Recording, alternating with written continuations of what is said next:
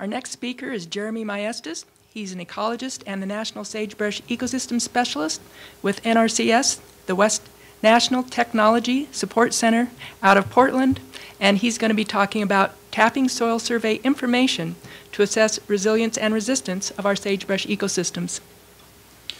All right, thank you, Jeanne, and thanks to everybody in the room and online. I find myself changing my discipline all the time. I'm a wildlife biologist by training, but I've at sometimes been a range con, a soil scientist, and I think we all need to be better ecologists. And so my message here today is I'm kind of a spokesperson now for our soil survey information, but you can make this as complicated as you want. But what we were trying to do as a work group is not just come at this from a critter standpoint, but understand that the problems we're dealing with are ecosystem based.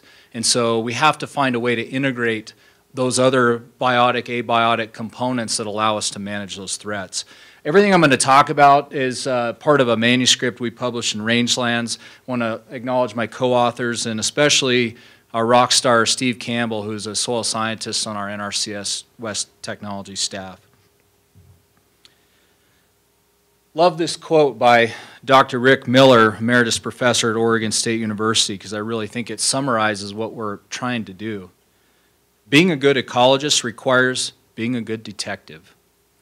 So all of this information, even though it can be overwhelming, is evidence, clues when you're out there on the landscape to help you understand what may happen with a disturbance, what might happen after a disturbance, and hopefully be a little bit more strategic and thoughtful and be able to articulate why things are happening and not just say, because I'm an expert. Doesn't get us very far anymore. So some of the background, you've seen this from some of the other presenters. We know this environmental gradient exists across the diverse sagebrush country, from lower elevation warm and dry sites up to our cooler and moister areas.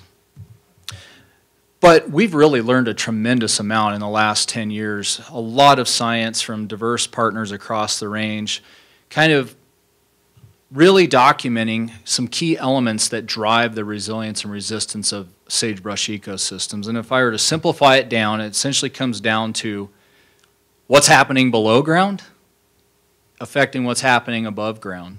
And so in particular, soil temperature and moisture have correlated with that resilience and resistance commonly.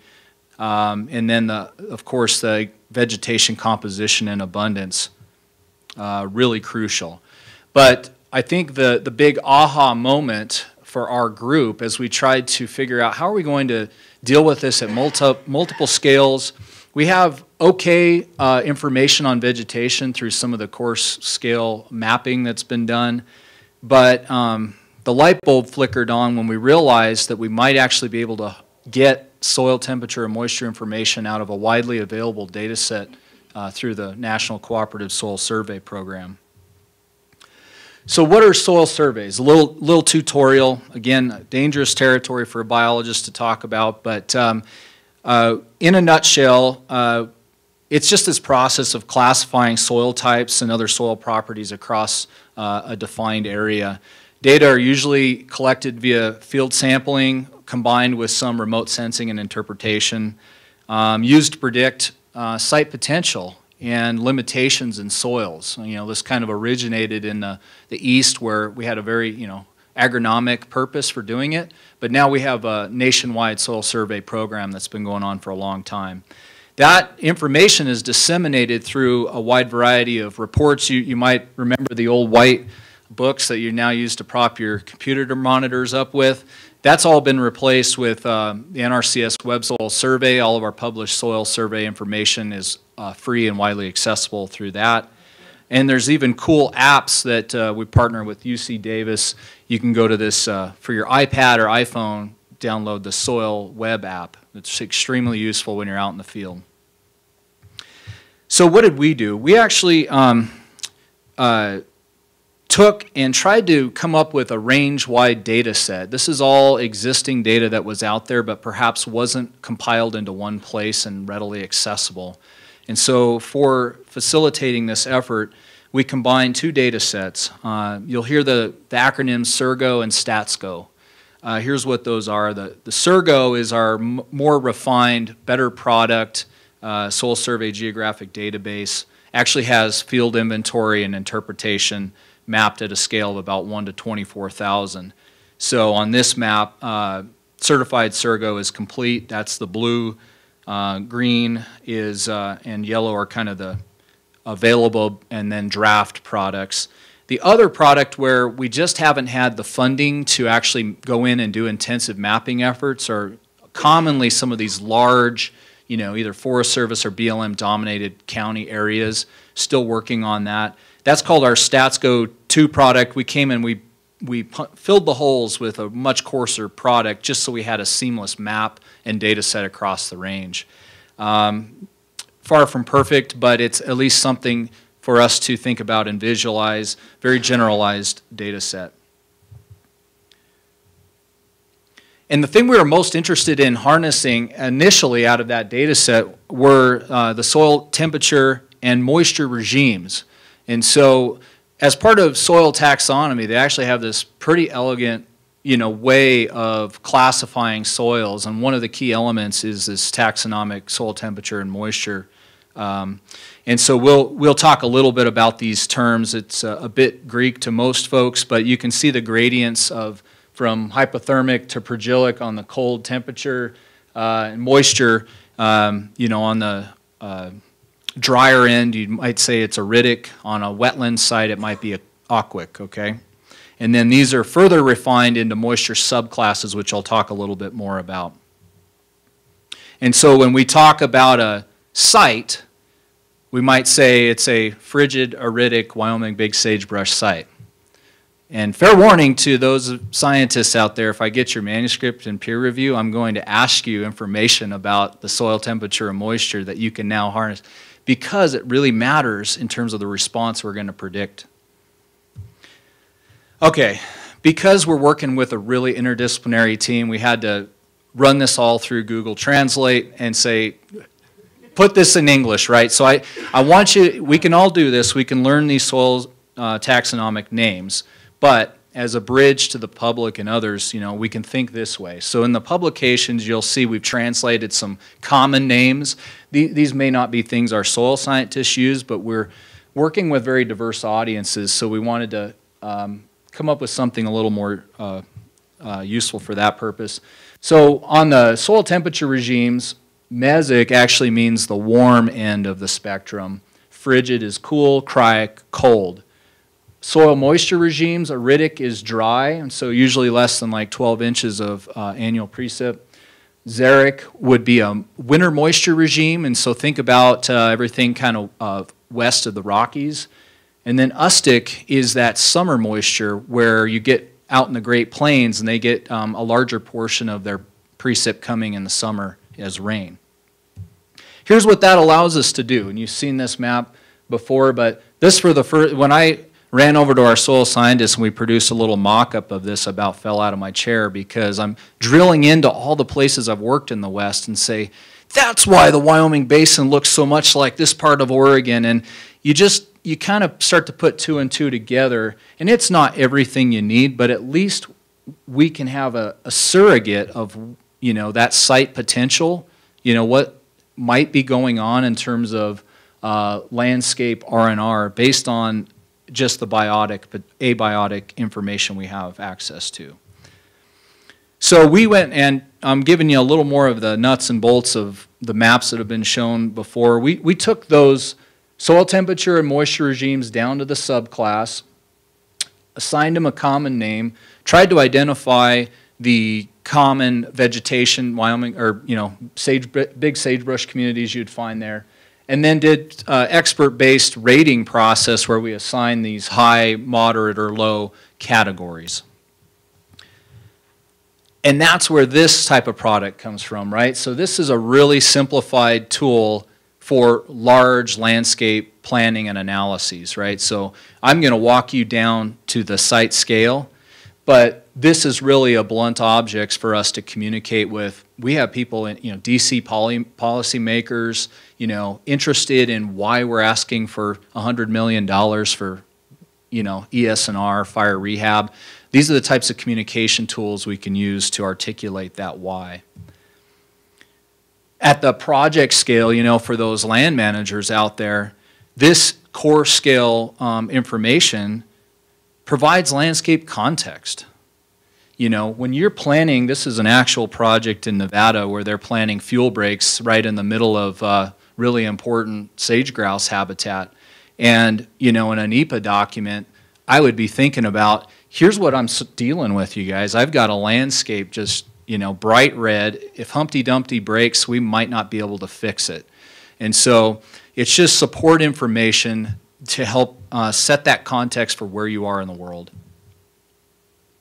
But of course, if you're a local land manager, this is an example in the bi-state region of sage grouse along California and Nevada, you're going, my whole work area is red, doesn't really help me.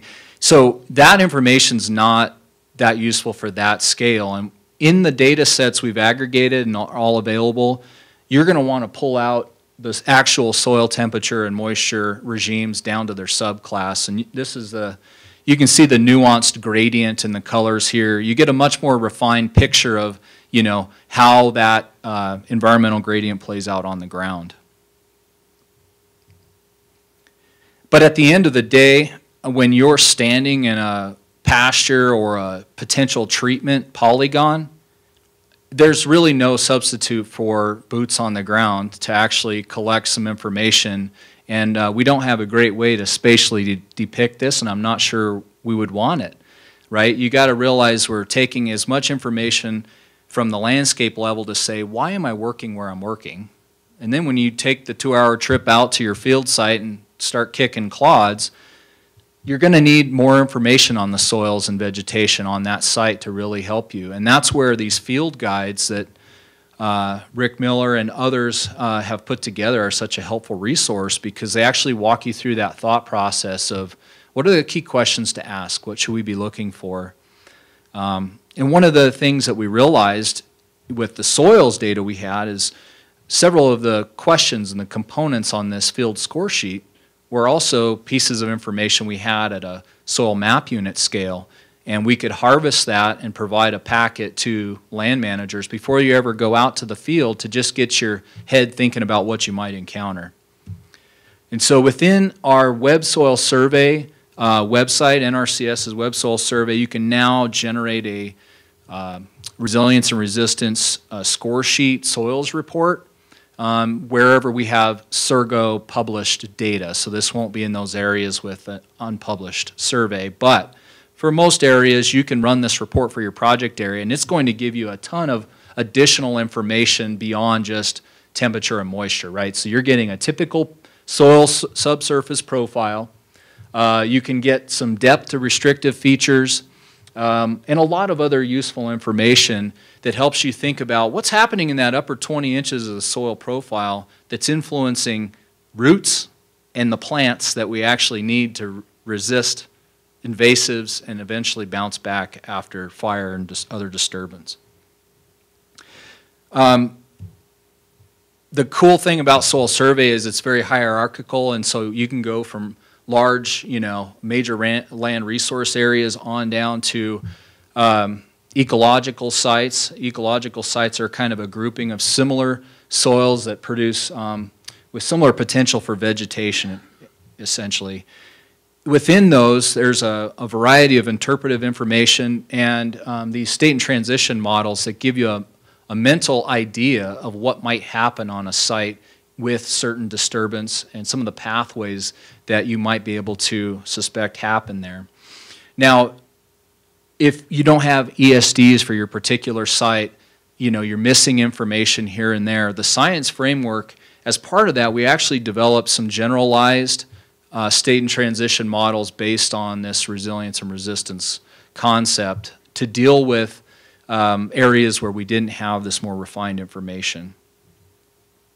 Now, just kind of wrapping up here, always got to give the caveats that you got to apply the appropriate data at the appropriate scale. And I think that gets a bit overlooked. There's been a lot coming out fast and furious. So think about that tri-colored map being at the largest of scales, right? And so that's helpful for quick and dirty prioritization. Maybe it's useful for the modeling efforts to help us pinpoint priority areas.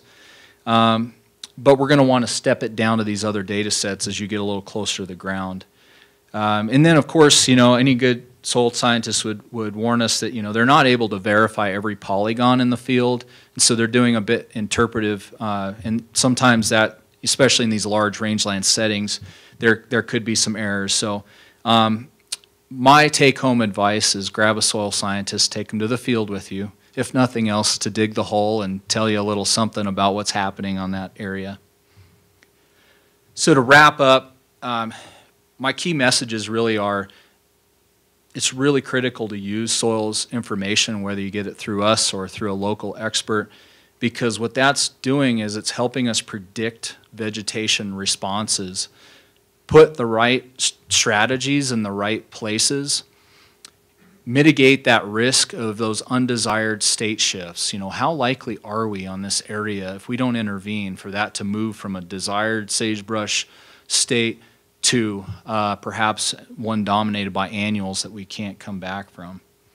And then importantly, from my standpoint, given the interdisciplinary work that's going on, we have to be able to communicate why.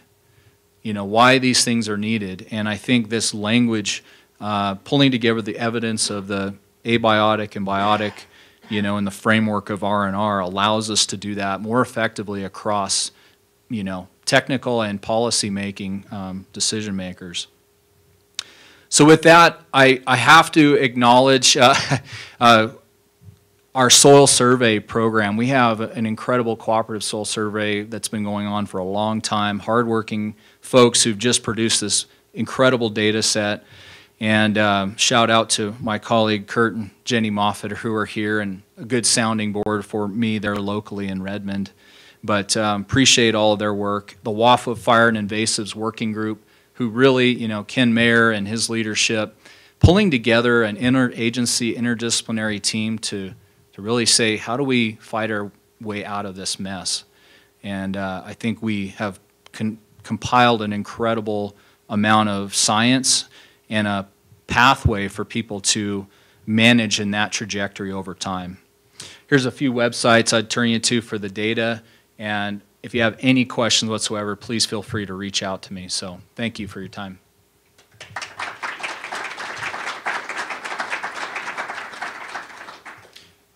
Any questions? Yes, sir.